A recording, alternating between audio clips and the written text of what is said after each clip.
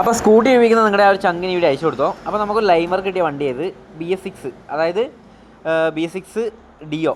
ഇതിൻ്റെ ബെൽറ്റ് പൊട്ടിപ്പോയി. അപ്പോൾ നമ്മളിത് അയച്ചു നോക്കിയ സമയത്ത് ഇതിൻ്റെ ഒരുപാട് സാധനങ്ങൾ, അതായത് റോളർ മൊത്തത്തിൽ പൊട്ടിപ്പോയിട്ടുണ്ട്. പിന്നെ അതേപോലെ തന്നെ വേരിയേറ്ററിന് ചെറിയൊരു ഷേക്ക്, ഒരു പ്ലേ ഉണ്ട്.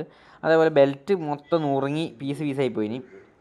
അപ്പോൾ നമ്മുടെ BS6 വരുന്ന റോളർ എന്ന് വെച്ചിട്ടുണ്ടെങ്കിൽ 230 രൂപയുടെ ഈ ഒരു സാധനം, അതായത് പിന്നെ നമ്മുടെ ബാൻഡോൻ്റെ തന്നെ ബെൽറ്റ് കോയി തന്നെ നമ്മൾ എടുത്തേക്കുന്നത്, നമ്മുടെ ഹോണ്ടൻ്റെ ജെന്യൂൻ സാധനം. പിന്നെ അതേപോലെ നമ്മുടെ ബാൻഡോൻ്റെ UPS ക്ലച്ച് V-ബുഷ് എന്ന് പറയും. അപ്പോൾ നമ്മൾ വർക്കൊക്കെ കഴിഞ്ഞ് വണ്ടി ഇറക്കിയിട്ടുണ്ട്. പിന്നെ ഒരു കാര്യം ശ്രദ്ധിക്കേണ്ടതെന്ന് വെച്ച് കഴിഞ്ഞാൽ നമ്മൾ ഈ ഒരു വണ്ടി ബെൽറ്റ് പൊട്ടി വഴിക്കാനുള്ള പ്രധാന കാരണം എന്ന് വെച്ച് കഴിഞ്ഞാൽ കറക്റ്റ് ടൈമിൽ ബെൽറ്റ് മാറ്റത്തുണ്ടാകും. ഈ ഒരു ഹാൻഡിലിൻ്റെ ഭാഗത്തുനിന്ന് അത്യാവശ്യം വണ്ടി ഓടിക്കുന്ന സമയത്ത് വേറെ വരുന്നുണ്ടെങ്കിൽ ക്ലച്ച് നമ്മളൊന്ന് അഴിച്ചു നോക്കണം, അല്ലെങ്കിൽ വർക്ക്ഷോപ്പ് കൊണ്ടുപോയി അഴിപ്പിക്കണം.